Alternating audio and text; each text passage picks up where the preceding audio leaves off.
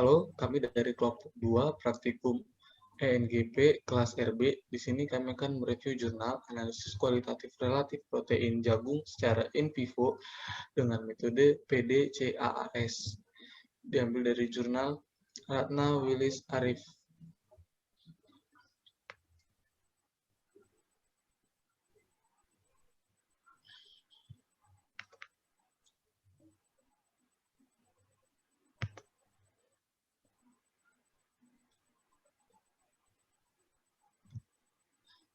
Anggota kelompok kami ada Cindy Kusumawati sebagai ketua kelompok, Chris Natali Elvira Purba, Hani Angelima Buru Arwan, Irla Mulana Simarmata, dan Fani Rominda Sirait. Untuk pembahasan yang pertama yaitu ada tujuan penelitian. Tujuan penelitian dari jurnal ini adalah untuk mengetahui kualitas protein pada beberapa varietas jagung dengan metode PDCAAS dan dilakukan secara in vivo. Next.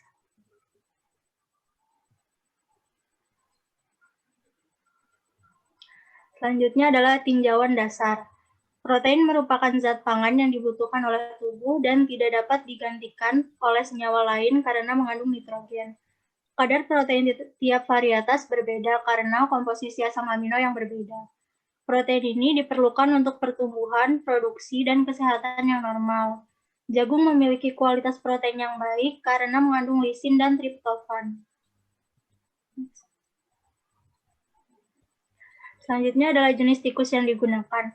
Pada penelitian ini menggunakan tikus putih jenis Paragudaulei sebagai hewan percobaan karena sistem pencernaan pada tikus putih ini mirip dengan sistem pencernaan pada manusia.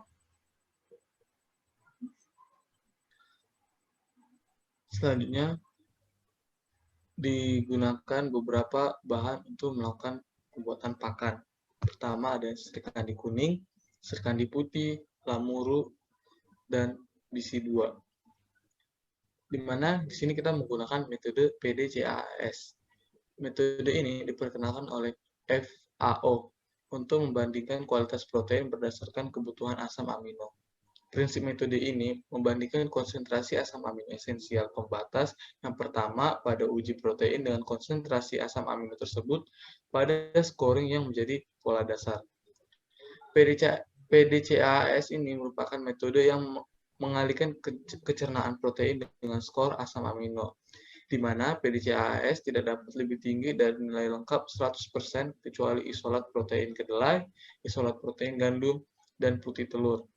Pengaplikasiannya yaitu mengetahui tingkatan kualitas kecernaan protein yang hampir menyerupai metabolisme manusia.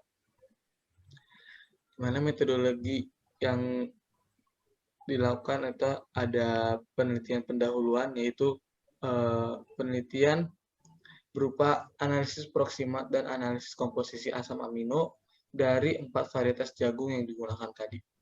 Lalu ada pembuatan pakan, yaitu pakan yang digunakan pada penelitian ini terdiri dari 2 macam pakan, dan pemberian pakan dilakukan secara 3 tahap. Untuk metodenya sendiri dapat dilihat dari diagram alir. Itu pertama disiapkan jagung tadi yang sudah disebutkan. Itu lalu dilakukan penepungan jagung. Setelah itu dilakukan penimbangan bahan-bahan pakan. Lalu bahan-bahan pakan tersebut dicampur. Setelah itu menghasilkan, pada saat penepungan jagung itu dihasilkan tepung jagung, minyak jagung, ditambah minyak jagung, mineral mix, vitamin, selulosa, dan pati jagung. Lalu campuran tadi diaduk hingga homogen, sehingga habis itu dilakukan penimbangan terhadap pakan. Maka pakan siap diaplikasikan ke dalam tikus percobaan. Lalu di sini kita lihat pada tabel 2, yaitu ada komposisi pakan perlakuan, di mana komposisinya itu tadi ada tepung jagung, minyak jagung, mineral mix, vitamin, dan peti jagung. Itu kita lihat dari perlakuan dari es kuning, es putih, BC2, lamuru, dan dilakukan kontrol. Didapatkan hasil yang untuk tepung jagung sendiri 739,13, es putih 783, BC2 607,14, lamuru 739, nomor 13 dan kontrol tidak dapat ditentukan nilainya. Sedangkan minyak jagung pada perlakuan itu 50 semua perlakuan, mineral mix ada 40 untuk semua perlakuan, vitamin ada 10 untuk setiap perlakuan. Sedangkan pati jagung untuk es kuning itu ada 160,87, es putih itu ada 116,59, BC2 itu 92,86, lamuru itu 160,67, dan pada kontrolnya itu 900. Di mana penelitian ini disusun dalam rancangan acak kelompok atau RAK dengan perlakuan tunggal yang terdiri dari 4 varietas jagung yang digunakan sebagai pakan tikus putih untuk diketahui kualitas proteinnya. Jadi penelitian ini menggunakan 40 ekor tikus putih jantan yang berumur 3 minggu atau lepas sapi. Dan masing-masing perlakuan diberikan kepada 8 ekor tikus, itu sebagai ulangan. Secara ad libitum untuk mengetahui pengaruh perlakuan pemberian pakan.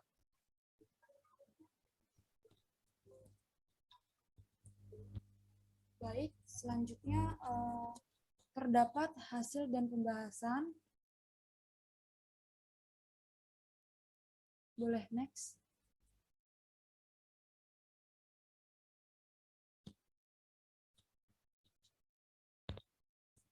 Ada hasil penelitian. Yang pertama itu ada penganalisisan analisis proksimat dan skor asam amino. Nah, untuk analisis proksimat sendiri pada beberapa varietas jagung terdapat kadar protein yang tertinggi ditujukan pada varietas jagung bisi yang kedua. Nah, hal tersebut dikarenakan faktor genetik dari penyerapan pada tubuh yang ditentukan oleh komposisi dan keseimbangan jenis asam amino itu sendiri. Nah, pada tabel selanjutnya itu ada skor asam amino pada beberapa varietas jagung.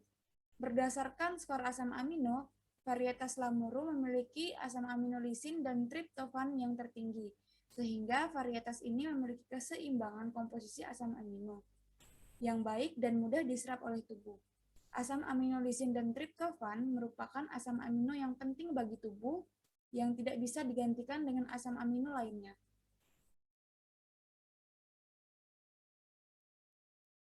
Pada selanjutnya itu ada tabel mengenai rata-rata jumlah protein yang dikonsumsi, protein yang terdapat pada feses, dan protein yang terserap oleh tubuh. Pada tabel di atas, jumlah protein yang dikonsumsi yang terdapat pada feses dan terserap oleh tubuh, nilai tertinggi ditujukan pada varietas Srikandi putih. Jumlah protein yang dikonsumsi ini berbanding lurus dengan jumlah pakan yang dikonsumsi. Akan tetapi, tidak semua protein dari pakan dapat terserap oleh tubuh, sehingga termanfaatkan secara maksimal karena terdapat beberapa protein yang tidak terserap secara maksimal akan dikeluarkan melalui feses dan urin. Untuk kebutuhan asam amino lisin yang direkomendasikan untuk usia prasekolah sebesar 58. Sehingga kelebihan dan kekurangan asam amino yang disesuaikan dengan standar dapat menyebabkan banyak protein yang terbuang, di mana terjadi ketidakseimbangan susunan asam amino dan kelebihan energi. Selanjutnya itu terdapat rata-rata nilai daya cerna dan daya cerna sejati serta penambahan berat badan. Pada tabel terdapat rata-rata nilai daya cerna dan daya cerna sejati. Varietas BC2 memiliki daya cerna yang lebih tinggi dan daya cerna sejati yang lebih tinggi. Karena nilai daya cerna menunjukkan pemanfaatan nutrisi oleh manusia maupun hewan. Pada tabel 9 terdapat rata-rata penambahan berat badan tikus, di mana varietas BC2 juga menunjukkan penambahan berat badan terendah, sehingga stigma mengenai penyerapan daya cerna dapat meningkatkan pertambahan berat badan itu dapat dipatahkan, karena pada penelitian ini daya cerna protein tidak dapat berpengaruh terhadap penambahan berat badan. Nah, pada selanjutnya terdapat rata-rata nilai PDCAAS, di mana pada nilai PDCAAS pada beberapa varietas jagung, rata-rata tertinggi ditujukan pada jagung jenis lamuru, di mana nilai PDCAAS ini diperoleh dari hasil perkalian skor asam amino pembatas dengan daya cerna sejati. Bahan pangan yang memiliki nilai PDCAAS yang tinggi memiliki kualitas protein yang baik, sehingga secara keseluruhan varietas jagung lamuru memiliki kualitas protein yang sama baiknya dengan Sri Kandi kuning.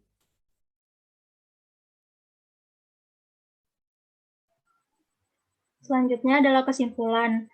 Berdasarkan hasil penelitian yang telah dilakukan, diperoleh kesimpulan bahwa berdasarkan penentuan nilai PDCAAS-nya, jagung varietas lamuru mempunyai kualitas protein yang terbaik dengan nilai PDCAAS sebesar 46,02 dan secara statistik tidak berbeda nyata dengan jagung KPM Sri Kandi kuning dengan nilai PDCAAS sebesar 42,92. Sehingga dapat menjadi salah satu makanan pokok dengan kualitas protein yang baik, terutama untuk negara berkembang seperti Indonesia.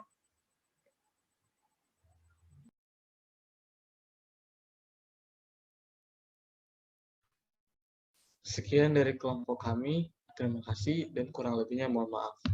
Mungkin kami minta maaf akan ketidakhadirannya Fani Romida Sirait dan Hani Anjeli Maburwarwan dikarenakan adanya kesibukan pribadi. Namun untuk pengerjaan video ini telah dibantu oleh Hani Anjeli Maburwarwan dan Fani Romida Sirait. Sekian dari kami, terima kasih.